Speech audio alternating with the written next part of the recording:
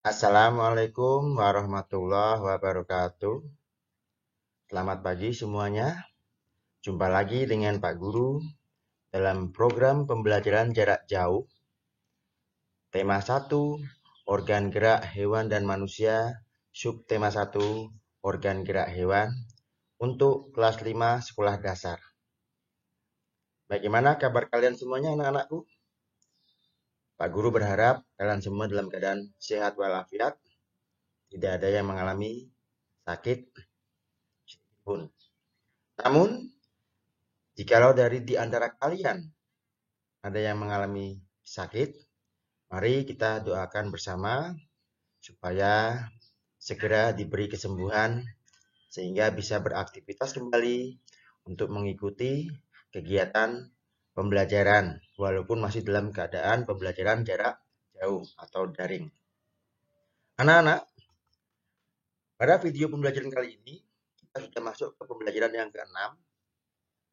Namun begitu, sebelum kita lanjutkan pembelajaran kita kali ini, mari Pak Guru mengajak kalian semua untuk memulai dengan berdoa menurut agama dan kepercayaan masing-masing. Berdoa dipersilahkan.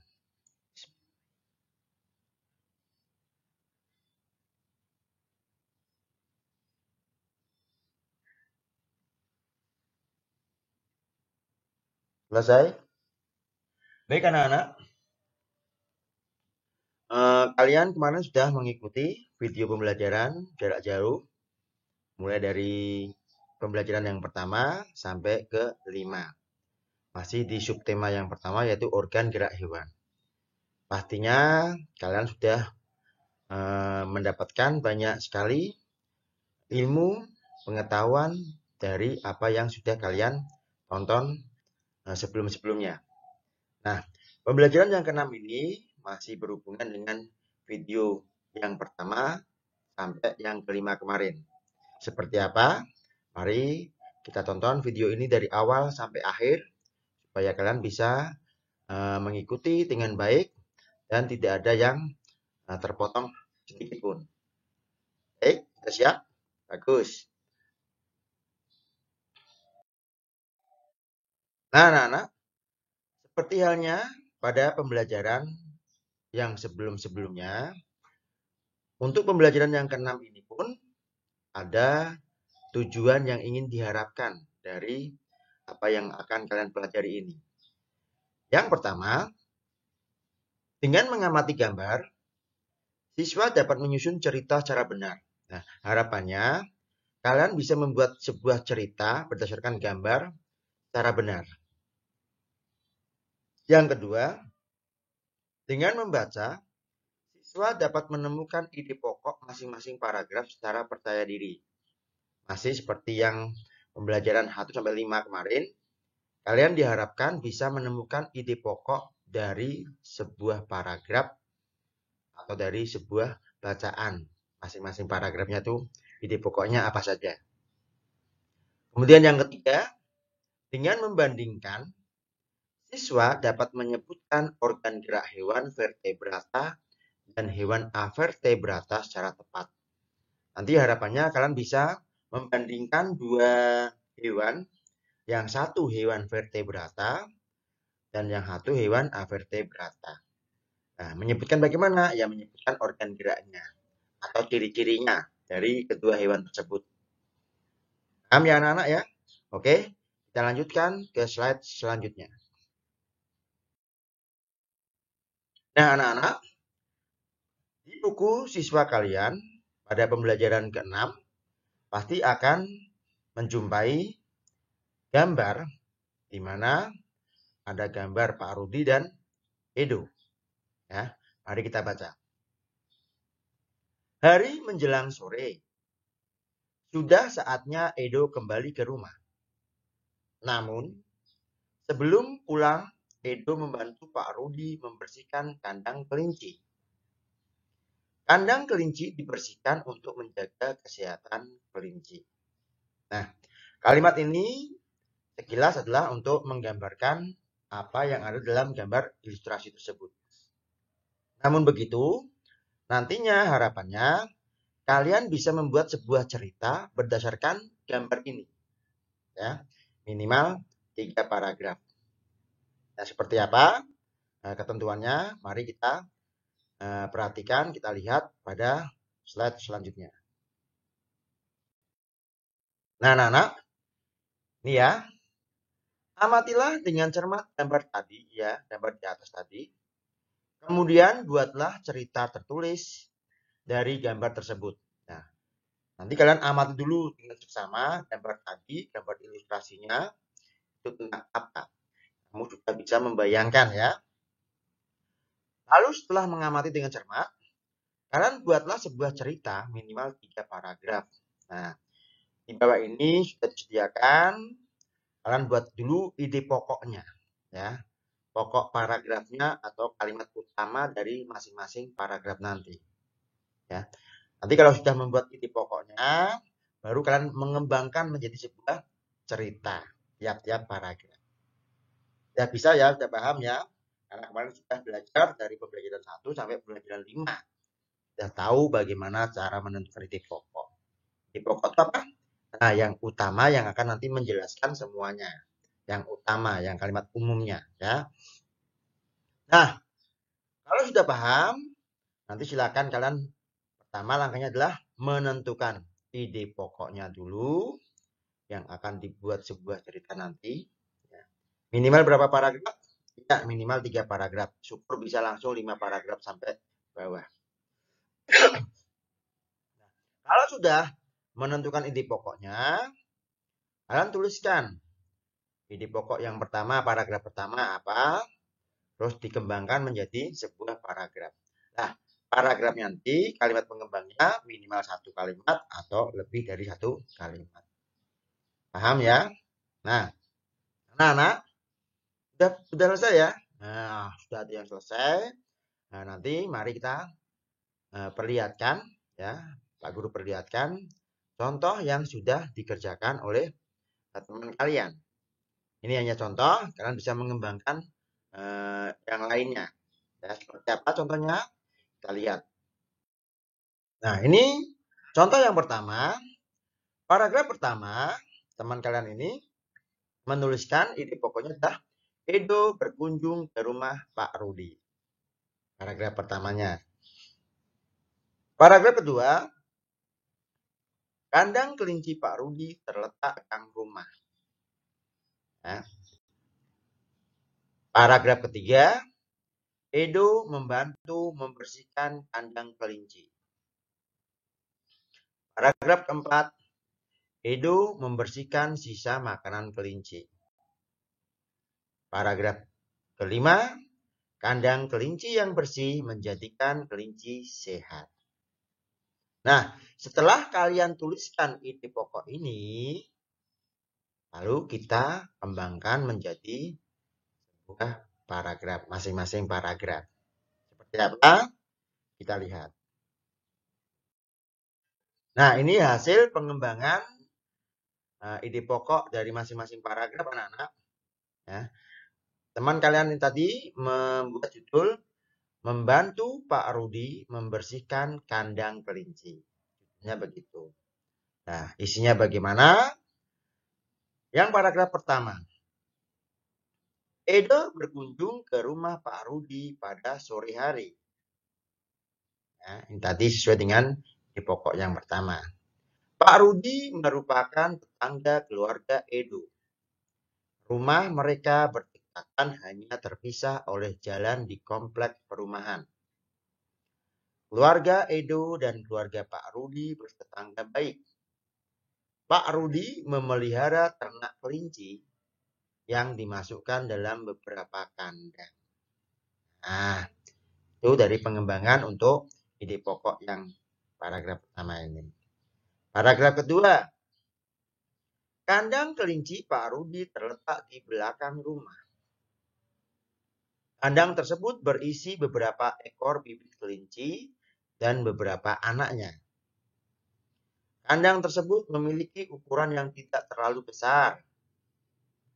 Kandang kelinci Pak Rudi bersih dan terawat dengan baik. Pak Rudi mengajak Edo melihat kandang kelincinya. Itu ya. Kemudian yang paragraf ketiga. Edo membantu membersihkan kandang kelinci. Sebelum membersihkan kandang kelinci, Edo mengambil keranjang yang ada di dekat kandang kelinci. Pak Rudi mengambil sapu lidi untuk menyapu bagian bawah kandang kelinci. Mereka berdua bersama-sama membersihkan kandang kelinci. Nah, ini untuk yang paragraf ketiganya. Paragraf keempat. Ini deh pokoknya. Edo membersihkan sisa makanan kelinci.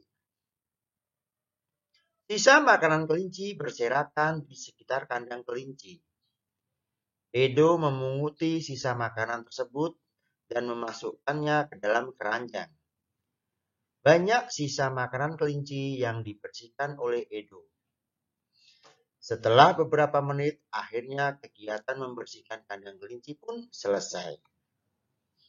Nah, sekarang untuk paragraf yang terakhir, paragraf kelima. Kandang kelinci yang bersih menjadikan kelinci sehat. Setelah dibersihkan, kandang kelinci tampak bersih. Tidak ada lagi sisa makanan yang berserakan. Kelinci-kelinci dalam kandang pun tampak senang. Ada kelinci yang berlari ke sana kemari, ada pula yang asyik memakan sayuran yang ada dalam kandang. Nah, itu tadi anak-anak contoh pertama yang sudah dikerjakan oleh teman kalian. Kalian bisa memberikan jawaban yang lain sesuai dengan imajinasi, kreativitas dari masing-masing dari kalian ya. Oke, berikut ini Pak Guru berikan contoh yang kedua dari jawaban teman kalian. Nah, ini ada 5 ide pokok lagi karena teman kalian membuat 5 paragraf. Paragraf pertama, Edo berkunjung ke rumah Pak Rudi. Hampir sama dengan tadi ya, dengan yang contoh yang pertama. Yang kedua, Pak Rudi memelihara banyak kelinci. Ini juga beda ya. Nah, namun walaupun ini sama nanti isinya beda ya. Yang ketiga, Edo dan Pak Rudi memberi makan kelinci. Yang keempat, Edo membantu Pak Rudi membersihkan kandang kelinci dan membuang sisa makanan kelinci. Yang kelima, kandang kelinci menjadi bersih. Ya, sekilas hampir sama, hampir mirip ya. Nah, sekarang kita lihat isinya. Ya, bagaimana isinya untuk contoh yang kedua. Mari kita lihat. Nah, di sini teman kalian yang kedua ini memberikan judul Kelinciku sehat, kandangnya bersih. Ya. Apa isinya? Kita baca bersama-sama. Paragraf pertama. Sore ini Edo berkunjung ke rumah Pak Rudi. Sudah lama sekali Edo tidak mengunjungi rumah pamannya tersebut. Nah, di sini Pak Rudi itu adalah pamannya Edo. Ya. Edo kangen dengan suasana dan pekarangan rumah serta hewan-hewan peliharaan adik bapaknya itu. Nah, ini contohnya ya. Paragraf yang kedua. Pak Rudi memelihara banyak kelinci. Kelinci-kelinci tersebut beliau buatkan kandang di belakang rumah. Pak Rudi merawat kelinci-kelincinya dengan penuh kasih sayang. Ya. Sekarang yang paragraf ketiga. Edo dan Pak Rudi memberi makan kelinci dengan penuh kegembiraan. Wortel-wortel hasil memetik dari kebun Pak Rudi dipotong kecil-kecil. Kelinci-kelinci memakannya dengan lahap, seolah-olah berterima kasih kepada Edo dan Pak Rudi. Yang paragraf keempat, Edo membantu Pak Rudi membersihkan kandang kelinci dan membuang sisa makanan kelinci. Wortel-wortel yang tersisa yang sudah tidak dimakan dibersihkan supaya kandang selalu dalam kondisi bersih. Edo membersihkannya semua tanpa ada rasa jijik. Yang terakhir, paragraf 5, kandang kelinci menjadi bersih. Dengan kandang yang bersih, kelinci akan merasa nyaman untuk menempatinya. Seperti halnya manusia, Hewan kelinci pun juga menginginkan tempat tinggal yang bersih supaya selalu sehat. Itu ya anak-anak ya. Nah, itu dua contoh dari setelah kalian melihat gambarnya dengan seksama, kemudian tentukan ide pokoknya, lalu dikembangkan menjadi paragraf-paragraf yang bagus. Paham ya anak-anak? Bagus. Mari kita lanjutkan ke slide selanjutnya, materi selanjutnya. Nah, anak-anak, sekarang coba itu ada bacaan berjudul gerak kupu-kupu. Ya. Pada pembelajaran sebelumnya, kamu telah mengetahui contoh hewan yang termasuk avertebrata. Kemarin sudah kita bahas adalah hewan siput ya. Nah, berikut ini adalah contoh lain hewan yang juga termasuk avertebrata anak-anak, yaitu kupu-kupu ya.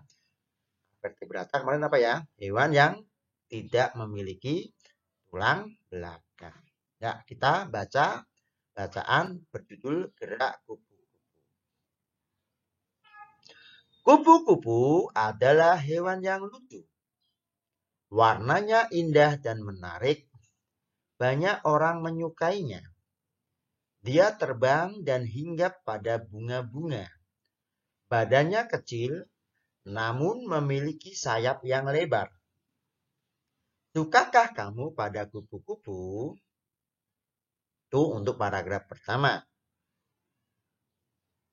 Yang kedua, kupu-kupu termasuk hewan serangga. Kupu-kupu memiliki organ gerak yang sama seperti serangga-serangga lainnya. Salah satu organ gerak yang istimewa dari kupu-kupu dan serangga lainnya adalah sayap.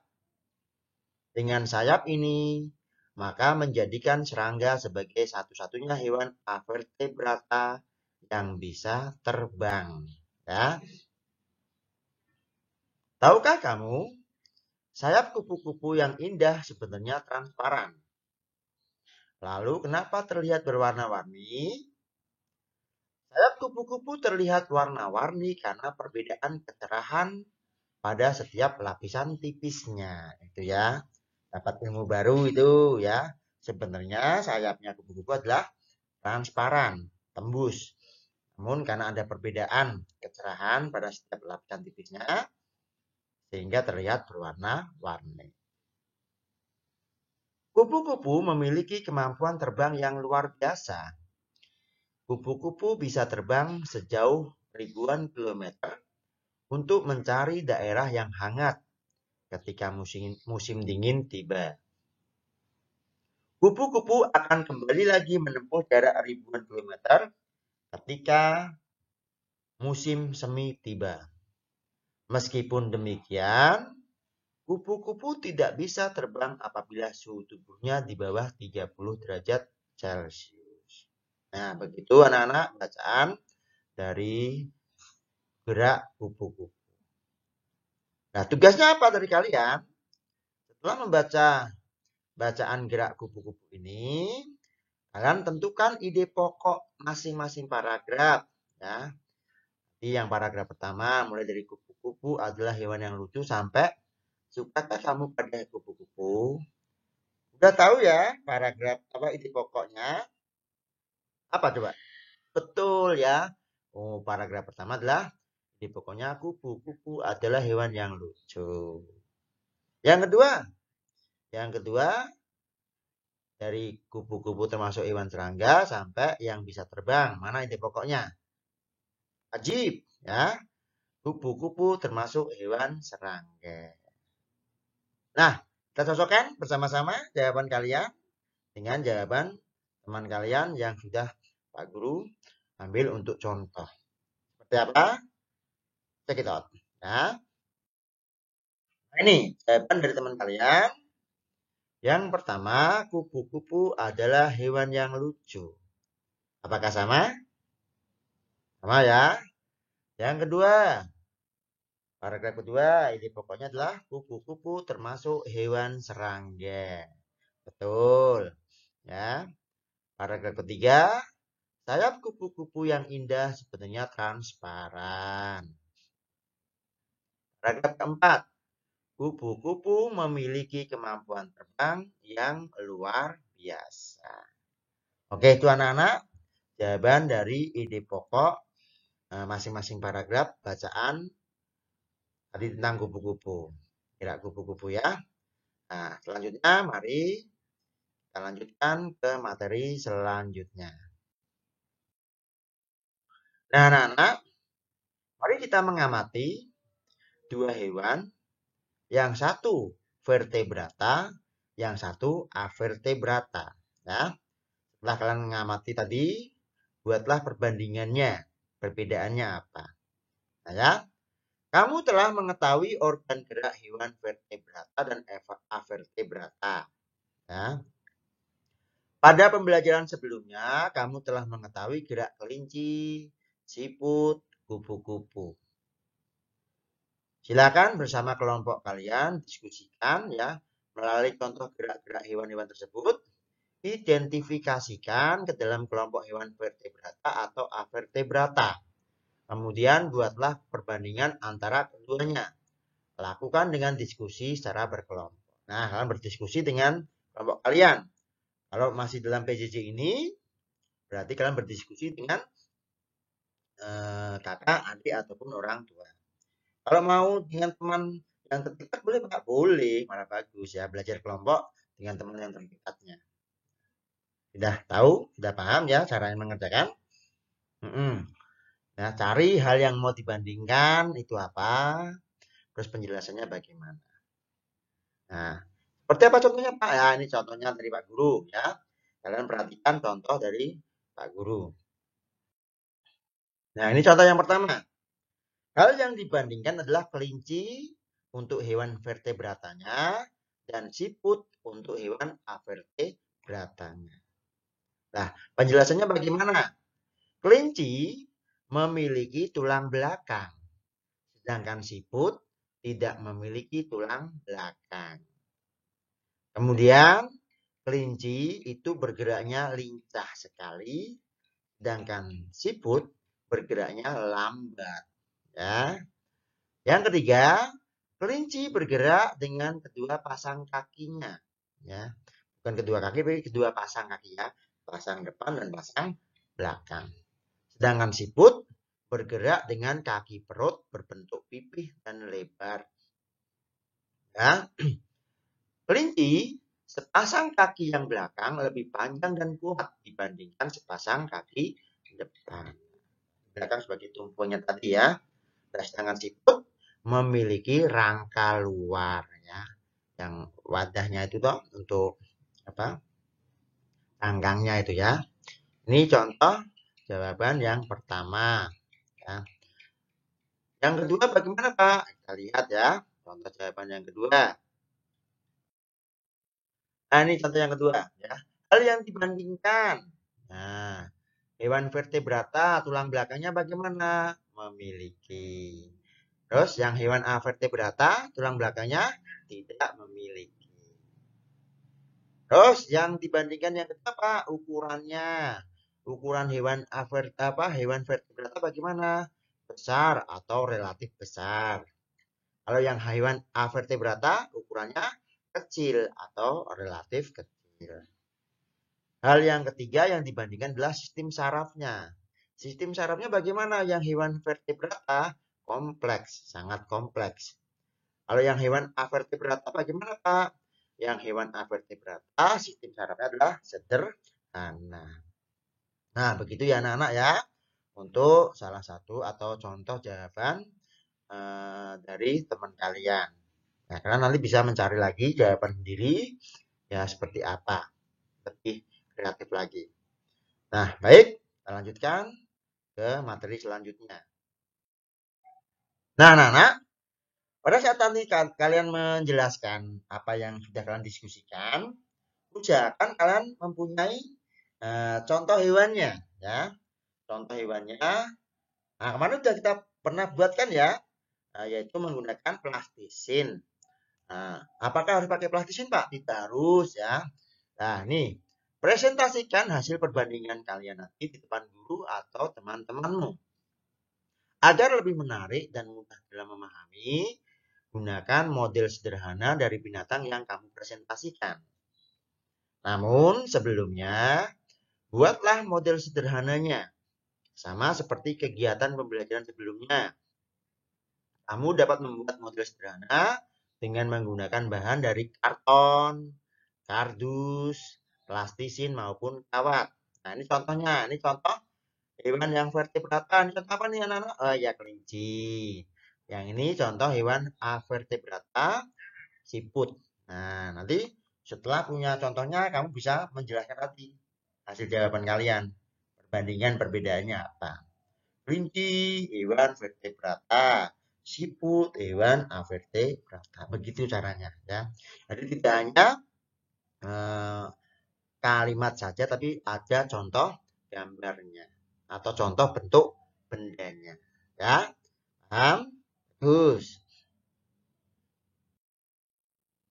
Nah, anak-anak, setelah kalian mempelajari tadi, mari kita coba merenungkan. Dengan mempelajari organ gerak hewan, kita makin tahu betapa sempurnanya ciptaan Tuhan. Sudahkah kalian menyayangi hewan? Pasti sudah ya. Nah, tunjukkan sikap dan perilakumu yang menunjukkan bahwa kamu menyayangi hewan. Sikap apa saja yang menunjukkan bahwasannya kalian tuh punya sikap perilaku sayang terhadap hewan. Contohnya apa? Udah bisa menjawab? Pinter, ajib ya. Coba Pak Guru lihat contoh kalian jawabannya apa? Apakah sama dengan jawaban dari teman kalian ini? Kita cek ya. Oke. Nah nih, menyayangi hewan merupakan perilaku yang penting untuk mendukung pelestarian hewan supaya terhindar dari kepunahan, gitu ya. Kalau kita sayang pada hewan berarti kita menjaga agar mereka tidak punah, ya. Sikap dan perilaku yang bisa kita tunjukkan sebagai tanda menyayangi hewan diantaranya yaitu tidak menyiksa atau menyakiti hewan. Betul, tidak boleh kamu apa istilahnya melempar hewan dengan batu dan sebagainya, balang-balang, tidak boleh ya.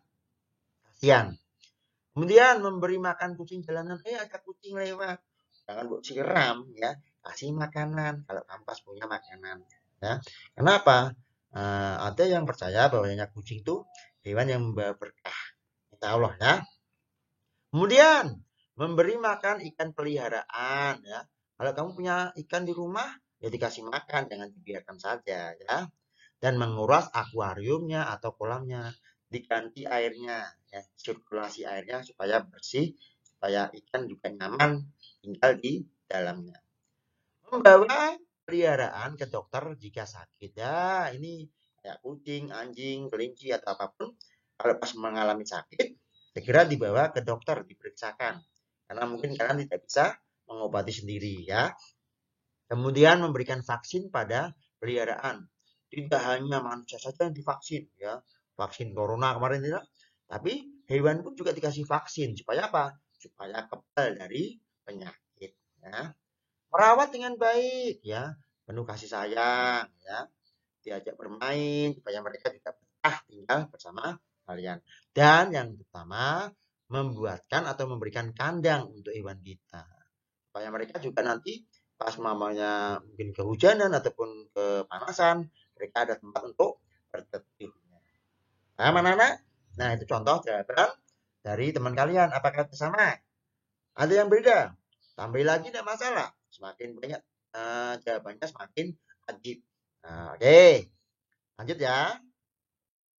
Anak-anak, sekarang coba ajaklah teman, saudara, dan orang tuamu untuk menyayangi hewan-hewan yang ada di sekitar kalian.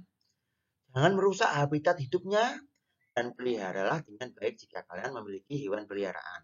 Nah, coba nanti kalian fotokan ya bersama dengan orang tua kalian atau dengan saudara kalian, bersama dengan hewan peliharaan kalian atau hewan yang ada di sekitar kalian.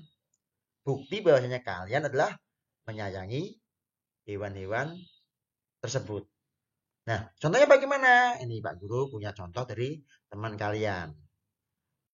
Nah, ini ada gambar anak lagi memberi makan ayam dan anak ayam di foto. Cekliknya, ya. Ini ada gambar dua anak juga lagi memberi makan pada ikannya di kolam. Foto cekriknya itu ya. Ini ada kakak dan adik ya, lagi memberi makan yang si adik memberi makan kucing, si kakak memberi makan ikan ya. Nah ini bergotong royong ya, lagi ada yang memandikan ya, ada yang memandikan, ada yang memberi makan, semuanya saling menyayangi hewan ya. Dan yang ini sedang membersihkan kandang dan juga memberi makan hewan kelinci di foto. Nah, nanti tinggal kalian minta tolong pada Bapak Ibu untuk memfotokan diri kalian bersama hewan peliharaan kalian ya. Oke anak-anak? Bisa paham semua ya? Alhamdulillah. Guru rasa sudah cukup untuk pembelajaran ke-6 ini. Dan Pak Guru berterima kasih pada kalian yang sudah menonton video pembelajaran ke-6 ini untuk subtema yang pertama. Harapan Pak Guru, dari video pembelajaran 1 sampai ke-6 ini, kalian bisa menguasai atau memahami dengan baik materi-materi pelajarannya. Ya. Jikalau masih belum bisa memahami juga, diulang-ulang lagi, diputar kembali, dibaca kembali, supaya kalian lebih paham dan paham. Kalau sudah paham, nanti bisa mengerjakan apa yang diminta oleh Bapak dan Ibu guru kalian masing-masing. Baik, ucapan terima kasih juga pada orang tua, Bapak Ibu yang telah mendampingi putra-putrinya dalam belajar, meskipun masih dalam edisi pembelajaran jarak jauh.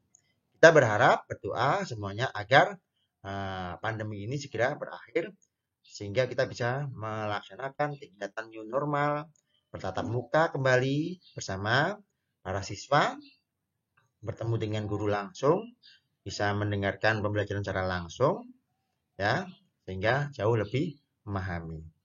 Namun begitu, tidak usah patah semangat, ya, harus tetap semangat selalu.